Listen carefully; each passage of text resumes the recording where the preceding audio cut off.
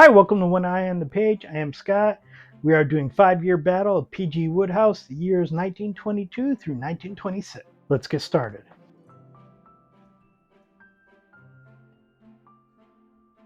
There are a lot of books here. So, published in 1922 is The Girl on the Boat. Was also known in the US as Three Men and a Maid, which I honestly prefer The Girl on the Boat. There are some minor differences between the books, but nothing to really write home about.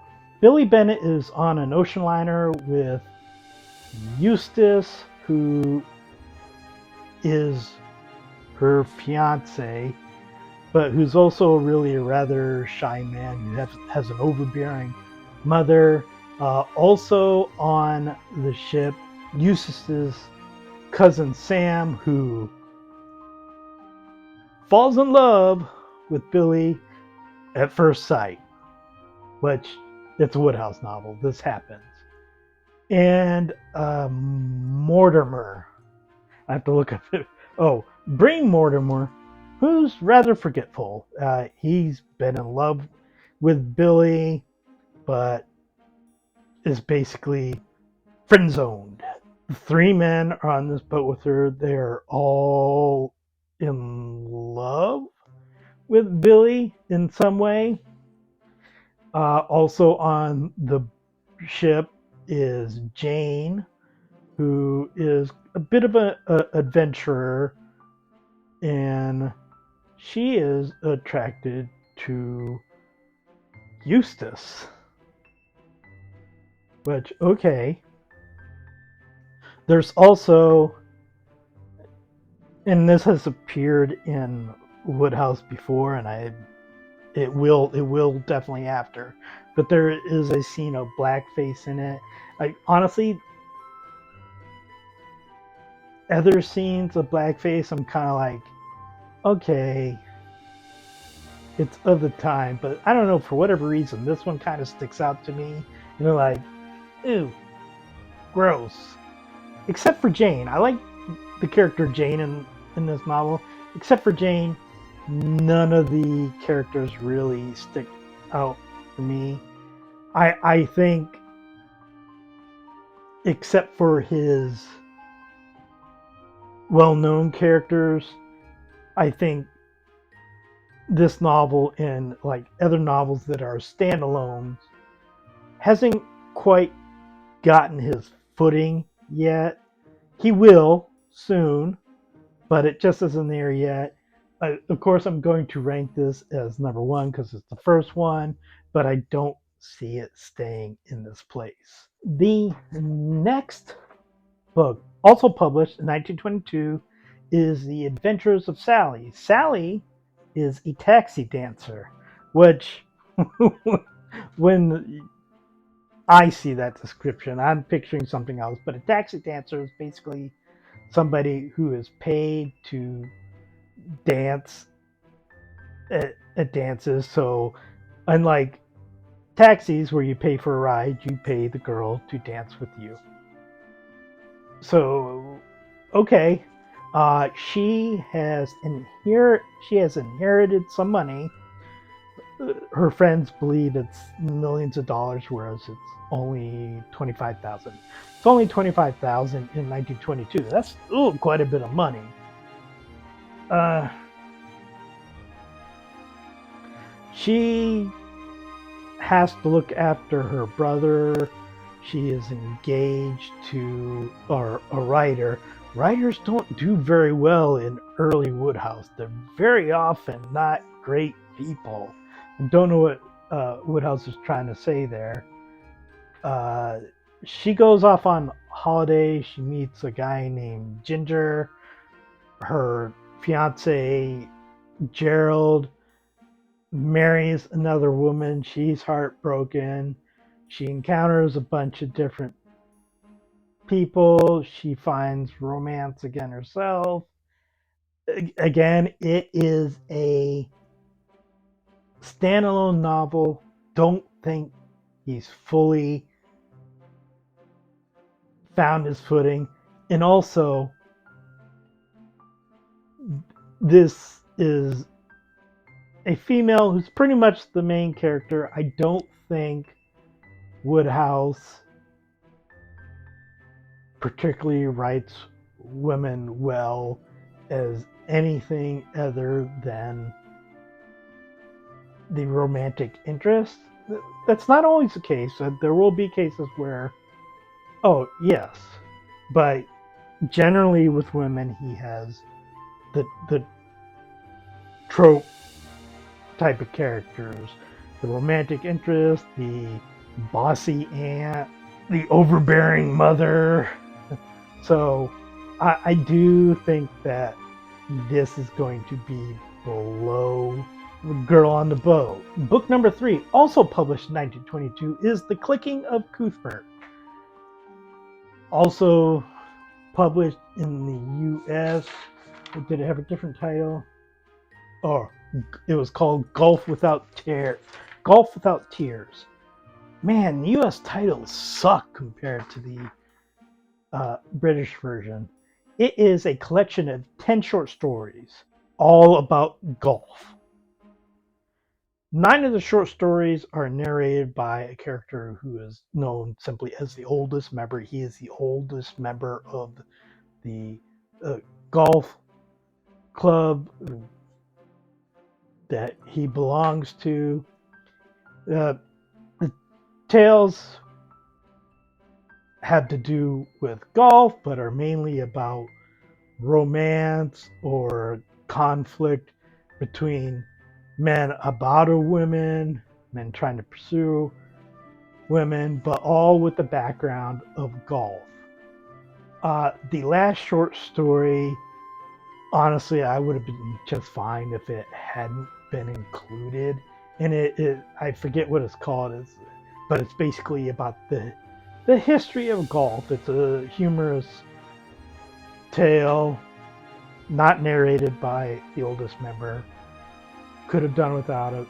I did like The Clicking of Cuthbert, the story itself, which is about a golfer who's trying to woo a woman in the literary society, but she feels that she has to be with somebody who has done something noteworthy that she herself does not feel noteworthy, and she doesn't count golf as being noteworthy.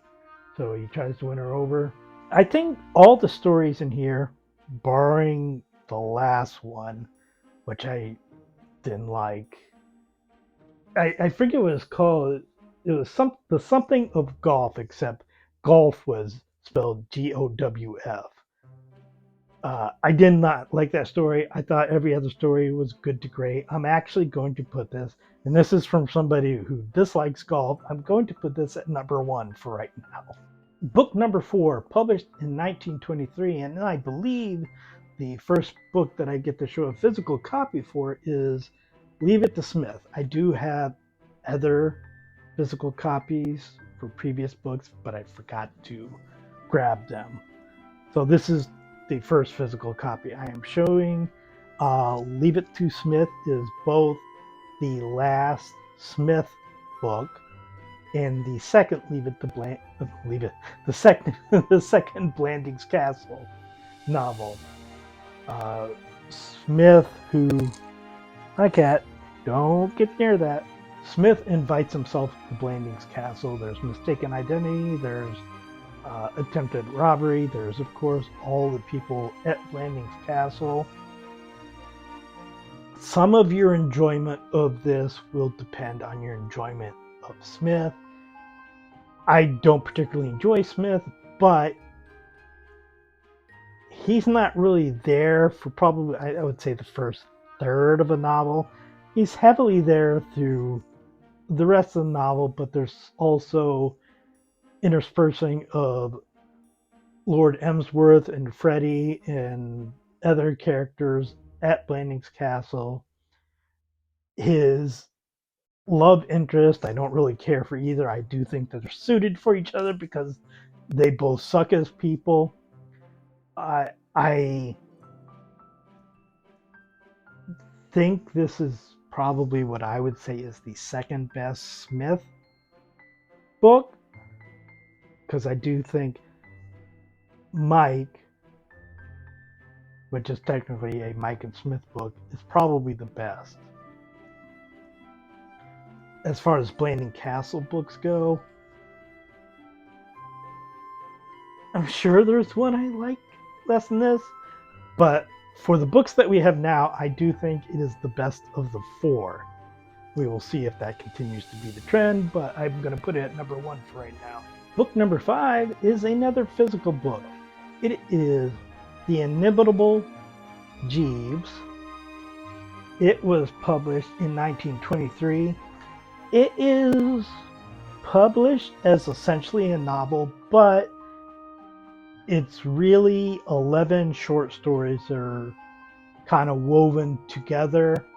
A lot of them have to do with the character Bingo Little, who we will encounter again later because he does appear in several short stories. I do have to say, not fond of Bingo. Not fond of a lot of birdie friends who treat birdies who treat Birdie poorly. I do enjoy several of the short stories in here, though. Aunt Agatha Takes the Count, which is one short story I enjoy because Birdie actually gets one over on his aunt, which I always enjoy. Does not happen very often. We get our first introduction to Roderick Glossop, who will play a large part throughout Birdie's history. He is engaged, quite against his will, to Roderick's daughter and tries to get out of it. In that same short story, we are introduced to Claude and Eustace, who are cousins of his. I really dislike Claude and Eustace. They really drag the middle portion of this book down. I do think I am barely going to put this above Leave It to Smith. It should be above them without question.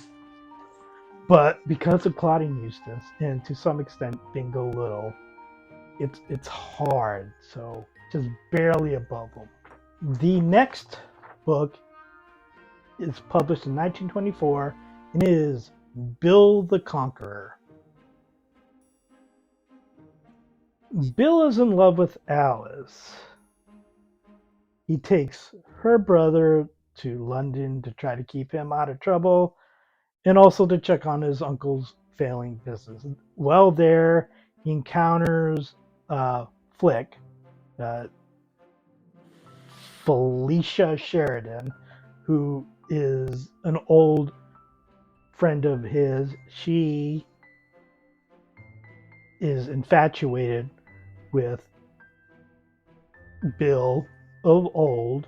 From there, it's like they grow closer together. He finds out that Alice finds out she's engaged to somebody else. At that point, he doesn't really care much. I like him and Flick as characters and together. The problem I have is that there's also a lot of subplot about his uncle's business, which quite honestly I really find super boring. So I would have to say that while I like Flick and Bill, I'm probably going to put this above Girl on the Boat, but below The Clicking of Cuthbert. Published in 1924, the next book is a collection of short stories. It is called Euchridge, and it involves the character of Euchridge, which we encountered in Love Among the Chickens. Although this is published, 16 years after Love Among the Chickens, or 18 years after it, it's actually set before it because the 10 short stories in here are before he has married Millie. In fact, the last short story of the book is him meeting Millie. So, in the narrator, which in Love Among the Chickens was Jeremy Garnett, a writer, is here. uh, Corky Corcoran, I believe his first name is what, James? Yeah, his first name is James. He also is a writer. It's interesting that Love Among the Chicken is the only story that Garnet narrated, whereas Corky narrated the rest of the stories. There are 19 in total. Whereas Jeremy really appears to like Eucrid, albeit knowing what type of person Eucrid is, whereas Corky doesn't really seem to like Eucrid at all. The character of Eucrid, as I had mentioned in previous videos about Wodehouse, or maybe it was on the podcast, because we did Love Among the Chickens recently. He's Wodehouse's longest running character. First published in 1906, and the last published story was 1966. That is barring if you count Sunset at Blandings, which was published, I believe, in 1976, but it was an unfinished novel that was published. If you count that, then the Blandings characters are longer. If not, it's Eucrid. But it's just the one novel in 19 short stories, 10 of which are in this book. They're pretty much fill in the blank short stories. Eucrid has a scheme. He does the scheme. It doesn't turn out well, but the people who really end up paying for it are his friends, particularly Corky. He gets in trouble with his aunt, gets out of trouble with his aunt. A lot of your enjoyment depends, much like with Smith, on your enjoyment of the character of Eucrid. I don't particularly like Eucrid, and unlike in Love Among the Chickens, which Eucrid was in, but he wasn't the main character. Jeremy was the main character. Eucrid is the main character here. Corky is pretty much just a narrator and essentially the guy to take the fall and get his money taken by Eucrid or his clothes borrowed. So I do think it's also better than Girl on the Boat, but it's not as good as Bill the Conqueror. The next book, published in 1925, is Carry On Jeeves, which is Wodehouse's last collection of short stories about the characters of Jeeves and Wooster. They will appear in other short stories, but those are pretty much individual stories within a collection, not a collection of Jeeves and Wooster stories. All the remaining books with Jeeves and Wooster in them will be novels. There are 10 short stories in here. One of them, the first one in here, is the story in which Bertie is introduced to Jeeves. Jeeves takes charge, I believe. Enjoyable story. There are 4 short stories in here which were previously published in My Man Jeeves with minor differences. So if you read My Man Jeeves, 4 of the stories that are in there are here. There's also a story in here that is a retelling of a Reggie Pepper story with Wooster basically taking the Reggie Pepper role and also having Jeeves in it. I gotta be honest, I don't particularly like either of those stories. It takes some of the very worst aspects of what Wooster does, and it just puts them all in one story. Children and kidnapping. Uh, it just isn't very enjoyable, and I think it works better as a Reggie Pepper story because it doesn't make a lot of sense for me that Jeeves would actually be there and be involved and not just come in to save the day. So I don't think it works as much. Also, this has the only story that is narrated by Jeeves. After reading the story, I think there's a very good reason why it's the only story narrated by Jeeves. I think it's better to have Jeeves almost as like this omniscient creature who is the Deus Ex Machina type of character, whereas when you see how Jeeves' mind works, I think it takes a little bit of the joy out of it.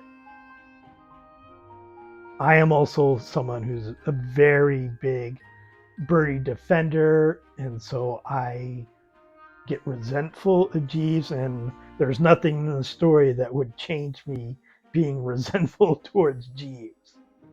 I think whether you love Jeeves or you dislike Jeeves or whatever you feel about Jeeves, I think this story doesn't do anything for people. So I am going to rank it under the inimitable Jeeves,